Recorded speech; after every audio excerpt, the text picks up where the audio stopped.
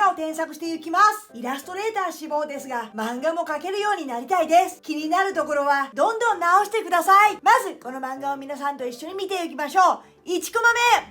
目、大正2年。聞きました？ここは街の中のようです。2コマ目、また人斬りが出たらしいの。街の人たちが人斬りの噂をしているようです。人斬りとは人殺しのことですね。3コマ目、また怖いわね。今日は早く店を閉じましょう。街の人たちはみんな怯えています。4コマ目、きっとちぎり様が人斬りを捕まえてくれるわ。ちぎり様というのはこの漫画の主人公のようです。5コマ目、さて今日もお仕事頑張りましょうか。これが町の人が噂をしているちぎり様、この漫画の主人公のようです。という漫画のワンシーンを送ってくれました。まずこの漫画のいいと思ったところからお伝えしていきたいと思います。これを書いた有馬リマさんはあんまり漫画を描いたことがないようなんですね。で、僕のチャンネルも最近知ったばかりのようなんですが、あまり描いたことがない割にはよくできてると思います。どこで誰が何を喋ってるかっていうことがわかるので、漫画のスタートとしてはわかりやすいものができてると思います。それと雰囲気作りがいいと思います。この街では今事件が起こっていて、不穏な空気というものが伝わってきますし、主人公がこれから何をしてくれるんだろうという期待感も出せてると思います。それではこの漫画原稿どうすればもっとレベルアップするのか、ネームを書くことで見せていきます。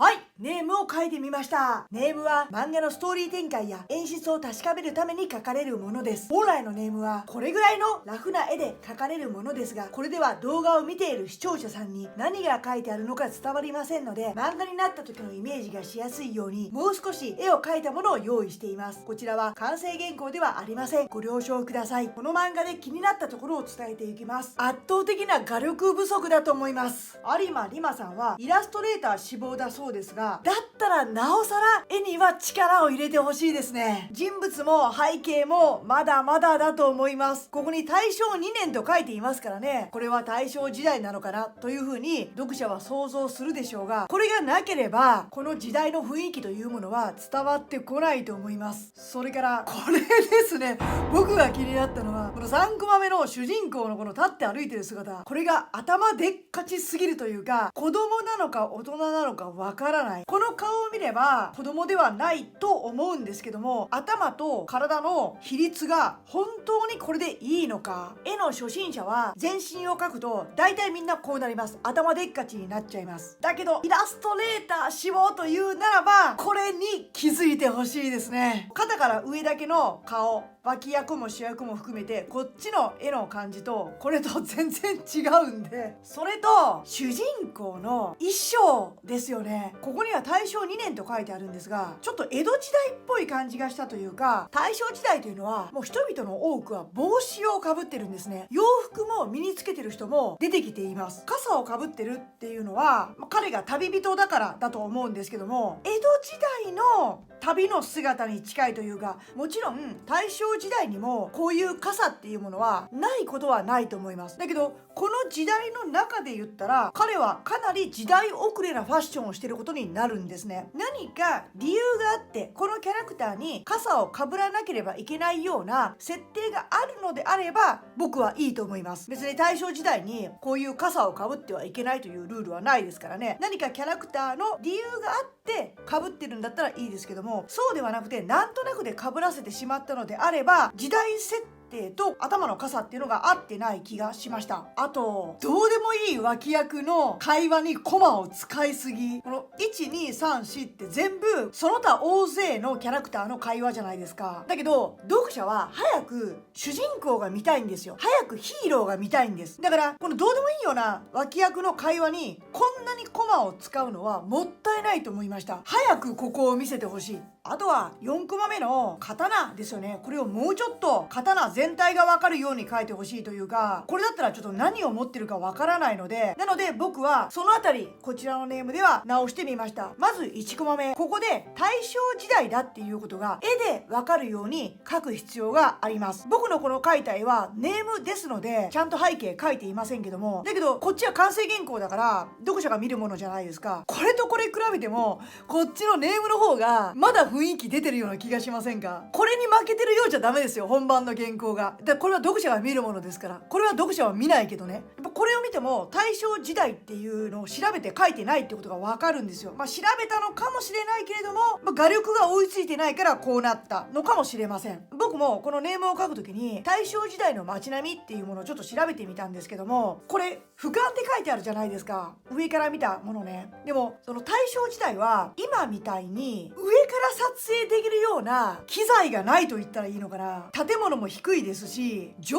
空から撮影しにくいって言ったらいいのかな。だからこういうアングルの写真が多かったんですよ。もちろんこの上から見た絵を描いてはいけないとは僕は言いません。この俯瞰で見るっていうのは街が分かりやすいんで悪くはないんですけども、こういうものを描こうと思ったら大正時代を舞台にした映画、その映画の中で上から撮影してるようなものを探すとか、資料集めが大変になるって言ったらいいんでしょうかね。あと想像力なんかもすごく必要になってきますよね。だから背景を描くアングルとして難しいんですよ。でこれも絵の初心者あるあるなんですけども、難しいものは描こうとしないで描けるアングルで描いてほしいんですよ。なんだったら真横でもいいと思うんですよ。僕はこの一点パースでこれ描きましたけども、これだったらこれ何か分かんないんです。多分瓦の屋根なのかなんかかなと思うんですけど、とてもこれだけ見て大正時代には見えない。無理してるなと思いました。だから僕は比較的資料が集めやすい目線のカメラアングルの大正時代の写真っていうものを僕は参考にしてちょっとちゃちゃちゃっと書いたんですけども、これでも十分伝わるじゃないですか。大正時代の建物とか人々が歩いてる様子とかが。だから自分で難易度を上げちゃってるなって思いました。で時代劇とかファンタジーとかの漫画の場合、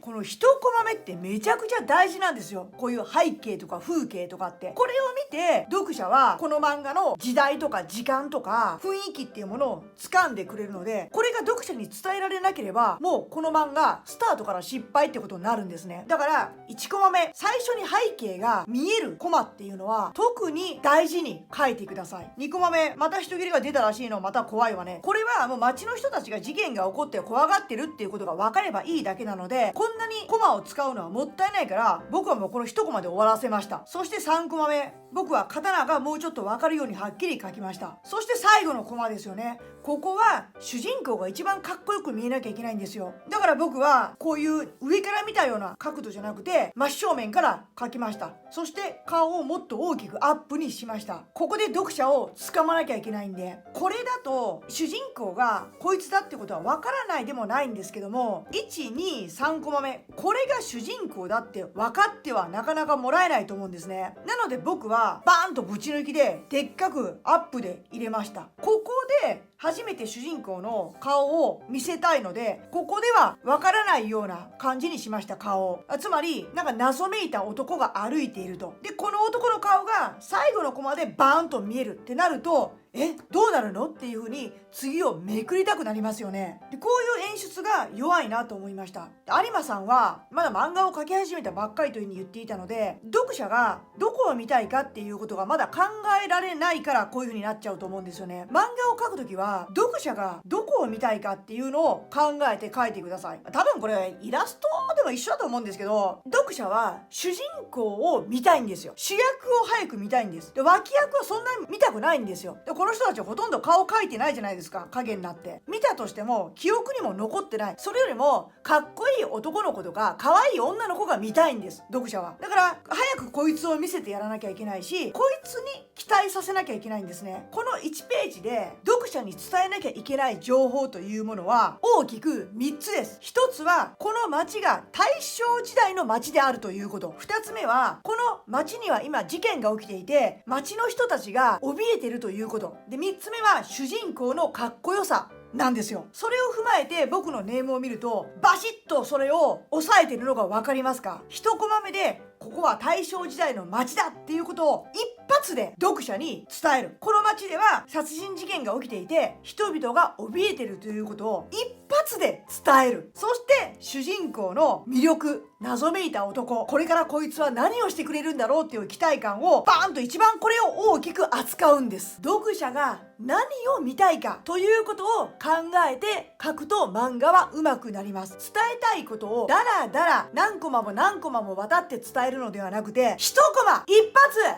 で伝えてください。一つの絵と言ってもいいです。一つの絵。漫画はイラストと違ってコマが複数に分かれていますが無意味に大量生産しているのではありません。一コマ一コマバシッと一回で伝えるためにあります。だけど漫画が得意でない人はダラダラ一回で済むことを何コマも渡って長いセリフを書いて伝えようとするんですね。だから漫画も何十ページにもなるんですけど、漫画のツボというものは読者が見たい部分、それを抑えることで漫画というものはもっと書きやすくなるし、見てる人も面白い、かっこいい、もっと読みたいという風になってくれます。有馬さんは漫画初心者だけどもそれでもここまで書ければ大したもんだと思います。今言った漫画のツボっていうものを抑えることでもっと上手くなると思いますよ。漫画原稿を書くヒントにしてください。例えばですが「鬼滅の刃」という漫画に影響されて自分も漫画を描き始めたという人たちは大正時代の物語とか悪者は鬼たちとか主人公の武器は刀とか兄と妹の兄弟愛とかこういう設定で漫画を描きがちなんですね。漫画家になりたいっていう人たちはジャンプに乗りたいとかジャンプでデビューしたいとかいう人多いんですよ。でそれはやっぱりジャンプっていう漫画を読んで育ってきたからというかそこに載ってる漫画が好きだからだと思うんですね。でも自分がジャンプが好きでもジャンプが自分を欲してるとは限らないっていうか、だってジャンプでデビューしたいって言って本当にジャンプでデビューした人って見たことある？みんな。あなたの漫画はもっと面白くなります。ハイドチャンネルでは漫画原稿を大募集しています。1ページだけで構いません。1ページで完結していても長い漫画の中の1枚でも構いません。小回りやキャラの見せ方やセリフの入れ方、演出なんかをアドバイスします。少女漫画、少年漫画、エッセイコミック、ギャグ、ホラー、スポーツ、恋愛、ストーリータイプの漫画であればどんなジャンルでも構いません。どうぞよろしくお願いします。